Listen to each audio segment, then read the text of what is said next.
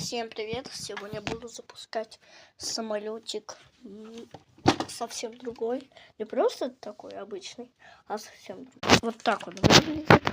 И погнали проверять. Все, я его беру в руки. И попытка номер 2. Погнали. Тихо, давайте. Спокойно. И